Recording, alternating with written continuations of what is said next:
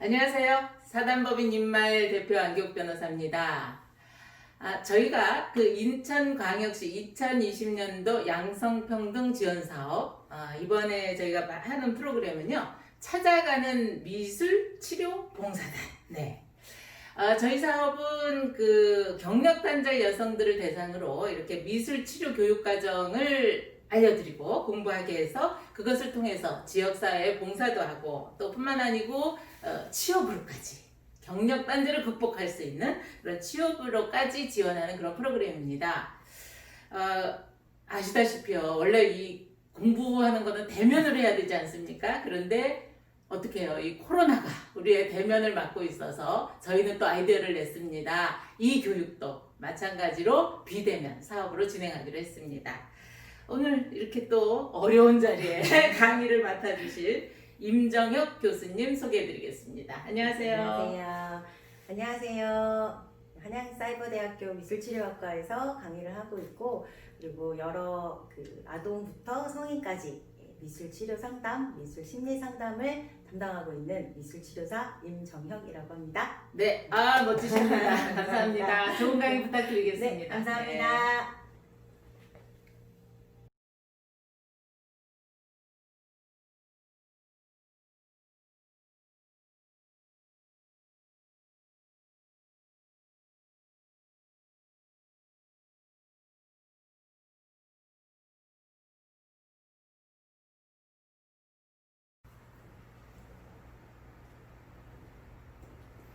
안녕하세요. 2020년도 인천광역시에서 지원하는 양성평등기금 지원사업 찾아가는 미술치료 프로그램을 맡게 된 임정혁이라고 합니다. 만나 뵙게 돼서 반갑습니다. 자, 우리는 앞으로 뭘 하게 될까요? 미술심리상담사라는 자격증을 우리가 이번 프로그램을 통해서 취득하는 것이 목적이고요. 그 목적은 왜 우리가 달성해야 하느냐? 미술 심리 상담사로 활동할 수 있는 그런 기회가 되는 시간이 되셨으면 좋겠어요. 그래서 미술 심리 상담사라는 건 사람의 마음을 아직 수업을 듣지 않으셨기 때문에 제대로 깊이는 알지 못하지만 우리가 그냥 생각하기에도 미술 치료, 미술 심리 상담, 뭔가 마음을 움직이는 일이잖아.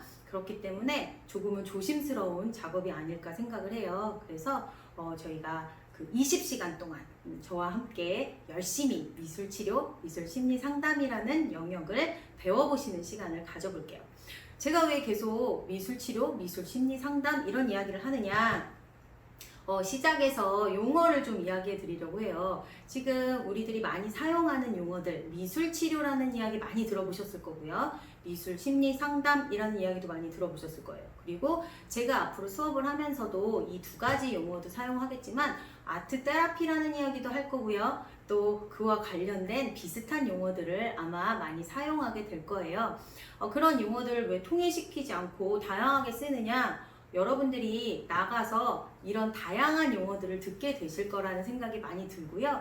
실제로도 여러 가지 용어들이 같이 사용이 되기 때문에 조금은 익숙하게 모두 같은 내용이라는, 같은 영역에 대한 설명이라는 생각을 해주셨으면 좋겠고요.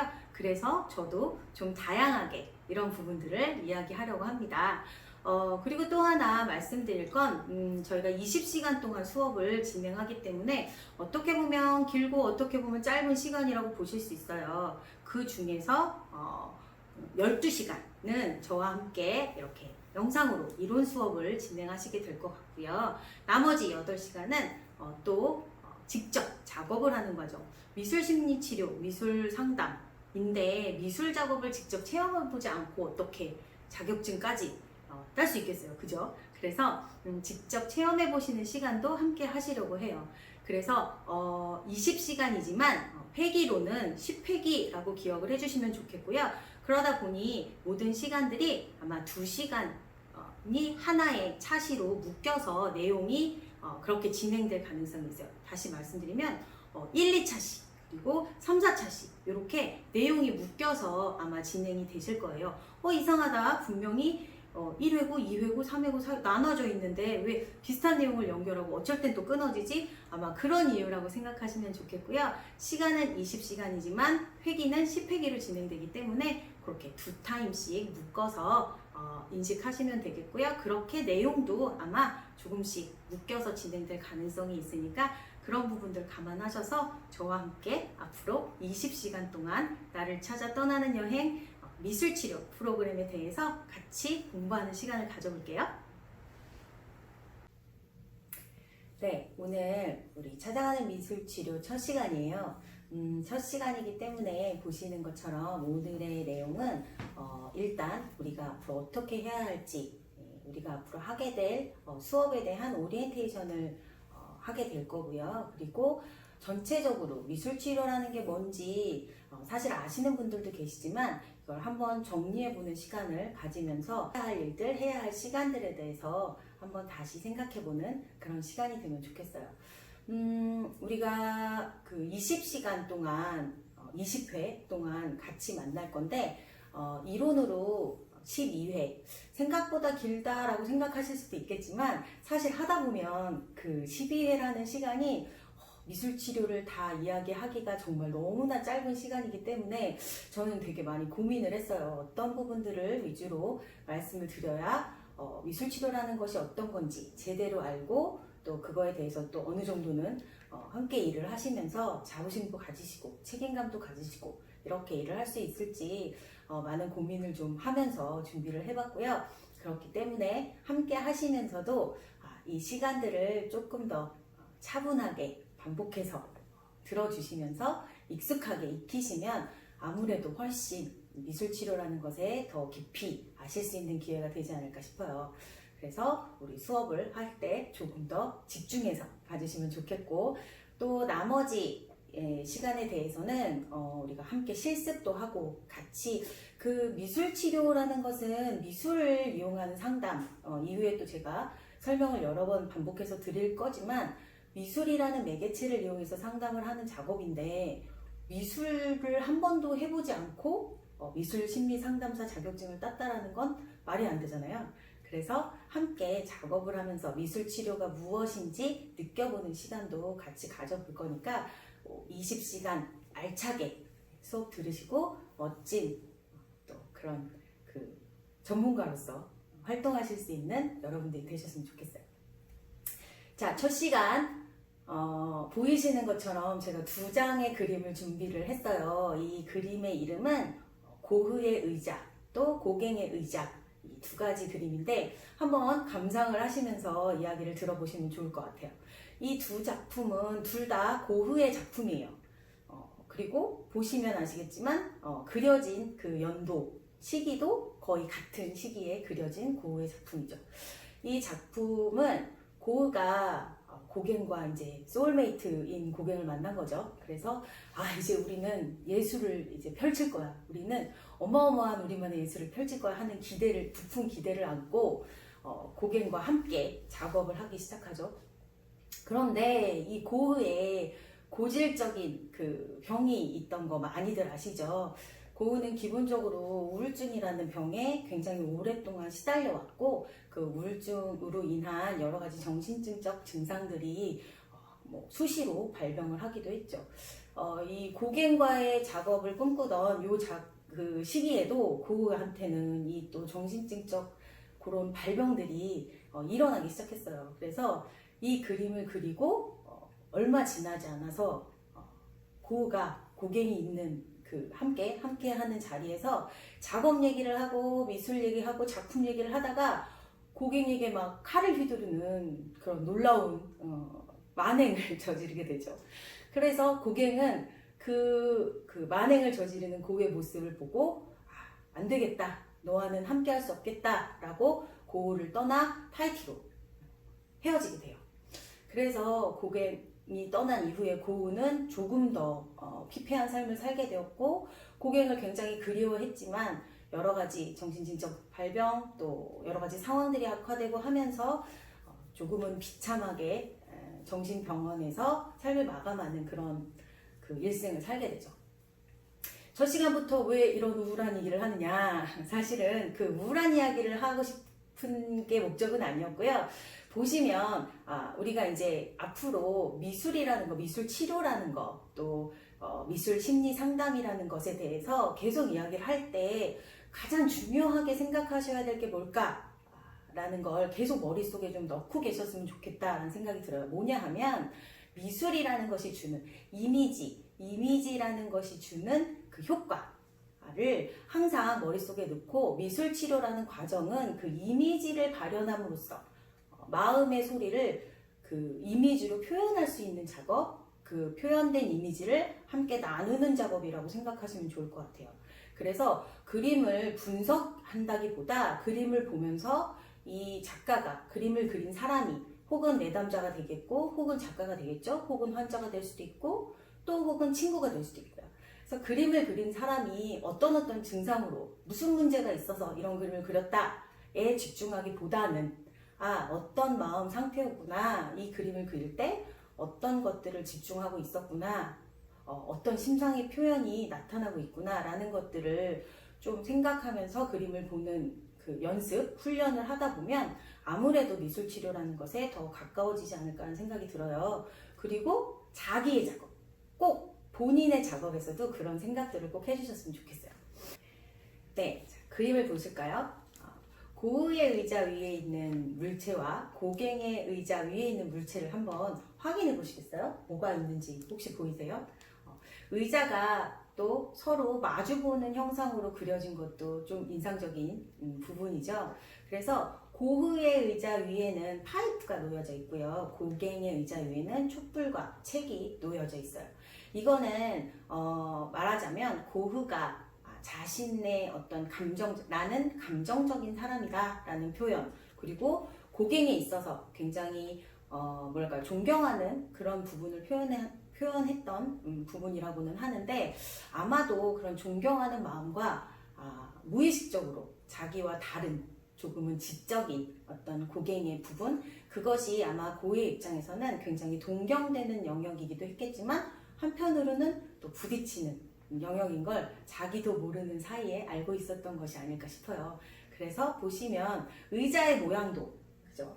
고갱의 의자는 굉장히 화려하고 뭔가 선생님이 앉을 것만 같은, 뭔가 교수님이 앉아 있을 것만 같은 그런 의자라고 저는 좀 보여지고요. 고의 의자는 굉장히 평범하고 뭔가 특이할 것이 없는 그런 느낌. 아마 이런 부분들이 고흐의 심상을 표현한 것이다 라고 이야기하고 있고, 아마 보시는 분들도 이걸 보면서 그런 느낌을 함께 느끼실 수 있지 않을까 싶어요. 의자를 보시면서 제가 이야기한 부분들이 함께 느껴지시나요? 혹은 저보다 더 많은 것을 느끼시는 분들도 있지 않을까 싶어요. 앞에서 제가 이야기했던 것처럼 이렇게 그림을 보면서 사실 요 그림은, 고갱의 그림은, 고흐의 그림은 우리가 너무나 잘 알고 있고 여러 평론가들의 이야기들을 또 듣다 보니까 그렇구나 하면서 느껴지는 부분들도 사실은 많이 있어요. 저도 마찬가지고요. 그런데 요런 느낌들을 모든 그림에 같이 한번 느껴보시면 좋겠다는 생각이 들어요. 어떤 그림을 보든지 그것에 대해서 그 그림이 표현하는 분명히 이야기들이 있지요. 그렇게 조금 명확하게 나타나는 이야기도 중요하지만 그 안에 들어있는 개인적인 감정들도 한번 느껴보시면 어떨까.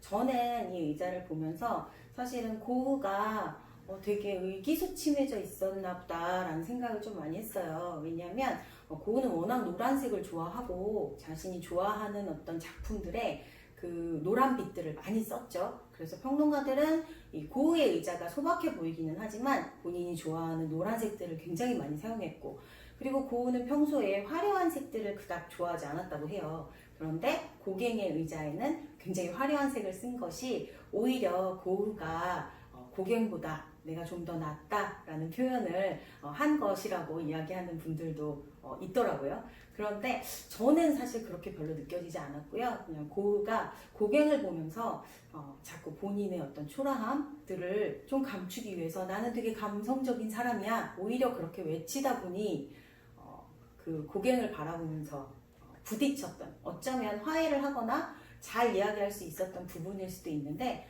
폭발을 해서 결국은 사이가 멀어지게 되는 그런 어떤 원인, 약간 열등감, 그런 부분들이 느껴지기도 하거든요. 이거는 순전히 제 감정인 거죠. 그래서 확인되는 어떤 이 부분들을 꼭 감상을 하시면서 또 혹은 그 미술치료 현장에서 그림을 만나실 때 이 두 가지를 꼭 나눠서 생각해 보시는 것도 좋겠다는 생각이 들어요. 정해져 있는 명확한 표현에 있어서 우리가 알 수 있는 부분과 또 반대로 내가 생각하는 면들, 난 이렇게 느껴지는구나 하는 것들을 섞지 마시고 구분해서 기억하시되 하나라도 한쪽으로 치우치거나 놓치지 않고 그림을 보는 그런 습관들을 들이시면 미술치료에 대해서 조금 더 친숙해지고 조금 더 잘 알아가실 수 있는 그런 방법이 되지 않을까 싶어서 오늘 이 두 가지 작품을 함께 보면서 시작해 볼까 합니다. 자, 이제 본격적으로 우리가 미술치료란 무엇인가 라는 이야기를 좀 해보려고 해요. 사실 이런 이야기들을 좀 길게 하고 설명을 많이 하는 것이 원칙인데 그러다 보면 너무 지루하고 그러다 보면 너무 재미없어지고 그쵸? 그래서 최대한 간단하게 명확하게 전달을 해드리려고 노력을 할 테니 그 대신 그냥 스쳐 지나가지 마시고 반드시 개념을 좀 기억해 주셨으면 좋겠어요. 그래서 미술치료란 아트라는 것과 테라피라는 것의 접목이라고 보시면 되겠어요. 아트 너무나 잘 아시죠? 모든 미술의 과정, 미술 그리기, 만들기, 뭔가 표현할 수 있는 내가 표현하게 되는 그런 미술, 표현 작품, 그것을 모든 과정을 미술이라고 하죠. 요새는 사실 현대미술 쪽에서는 꼭 그리거나 만들거나 라는 것이 미술의 정의가 되지 않아요. 정말 뭔가 새로운 혹은 원래 있었던 물건들을 가져다 놓는다거나 하는, 또 몸으로 행위예술이라는 부분들도 많이, 그런 영역들도 많이 아마 알고 계실 텐데 그렇게 몸으로 표현하는 것까지도 다 미술. 또 이 아트라는 것이 미술에 국한된다기보다 예술이라는 큰 개념으로 생각해 주시면 더 포괄적으로 우리가 받아들일 수 있지 않을까라는 생각이 들고요. 테라피 너무나 잘 아시죠? 인간이 삶의 질을 향상시키기 위해 실행하는 치유적 행위와 과정. 뭐랄까요? 테라피의 정의라고 할 수 있는데, 좀 계속 되뇌이면서, 그래, 치료라는 것이 무엇인가? 라는 생각들. 우리가 병원에 가서 뭔가 상처를 치료하는 거와 마찬가지로 마음에 난 상처를 치료하는 것도 똑같이 테라피의 범주 안에 들어가기 때문에, 말하자면 그렇게 해서 예술과 테라피가 합쳐진 아트 테라피, 미술 치료는 그렇게 눈에 보이진 않을 수 있지만 마음에 난 상처를 어떤 미술이라는 매개체, 예술이라는 매개체를 통해서 치유할 수 있는 과정이다 라고 보시면 좋겠어요. 자, 그래서 보시면 테라피와 아트가 합쳐진 아트 테라피. 근데 이 아트 테라피 안에서는 좀 전에 제가 말씀드렸던 것처럼 미술과 테라피가 접목되어 있지만 그 안에 분명히 그 교육적인 측면과 놀이적인 측면이 결합되어 있는 요런 교집합의 부분도 놓치지 않으셔야 하는데, 어떤 경우에는 미술치료, 심리치료면 뭔가 가르치는 게 아니라 들어만 주고 이해만 해줘야 되는 거 아니야? 뭔가 공감하고 그런 게 되게 주가 되는 거지, 가르치는 건 교육이잖아, 그건 다른 영역이지 라고 생각하실 수 있는데, 여러 가지 측면에서 미술치료가 교육적인 측면으로 효과를 보는 경우도 있어요. 예를 들면 우리가 장애 아동들을 만날 때 그 장애 아동들이 가진 특성이나 갖고 있는 문제에 따라서 물론 접근이 굉장히 다양하게 개인적으로 접근이 되겠지만, 주로 그 지적인 부분에 조금 어려움을 겪는 그런 장애 아동들을 만날 때는 미술로 인해서 굉장히 교육적인 측면들로 접근이 되게 돼요. 예를 들면 반복적인 색종 접기, 또 반복적인 색칠하기, 이런 것들이 그게 뭐야? 굉장히 많은 그 제시를 할 수 있죠. 소근육을 발달시킬 수 있도록 반복해서 교육을 하는 목적이 될 수도 있고요. 또 조금씩 익혀가면서 지적인 능력을 향상시키는 또 그런 영향력을 줄 수가 있죠. 그래서 교육적인 측면을 반드시 생각하셔야 하고요. 그 안에서 플레이, 재미가 있어야죠. 그죠? 우리가 뭘 하든 재미가 있어야 그거에 좀 집중하고 길게 할 수 있잖아요. 그래서 재미있게 미술을 좀 즐기면서 할 수 있다는 것 꼭 기억해 주셔서 그 안에서 재미와 교육적인 측면을 접목시킨 그 교집합을 잊지 마시고 미술과 테라피 안에 있다라는 것 꼭 기억해 주셨으면 좋겠네요. 자, 그러면 조금 더 구체적으로 우리가 미술치료의 개념에 대해서 좀 설명을 해볼까요? 이야기를 좀 해볼게요. 그러면 자, 미술치료의 개념 뭐가 있을까? 약간 이론적인 측면에 대해서는 제가 앞에서 설명한 걸 한번 정리한다 생각하시면 좋을 것 같아요. 아트 테라피, 미술을 매개체로 해서 치유를 이루어가는 과정이라고 생각하시면 가장 포괄적인 의미가 되지 않을까 싶어요. 그래서 미술 작품, 창작 과정, 또 심지어 창작 이후의 과정 이런 것들의 모든 부분을 통틀어서 함께 간다라고 생각하시고 그 부분들을 이제 제대로 파악하고 경감하고 개선해서 보다 적응적인 형태를 형성하는 것, 그렇게 나가도록 돕는 과정이라고 기억해 주시면 되겠네요. 자, 그래서 이 아트 테라피가 제대로 이루어지려면 그 과정 안에 테라피, 클라이언트, 아트워크, 다시 말하면 그 테라피스트, 그러니까 치료사죠. 치료사와 클라이언트, 내담자, 상담자라는 표현을 하죠.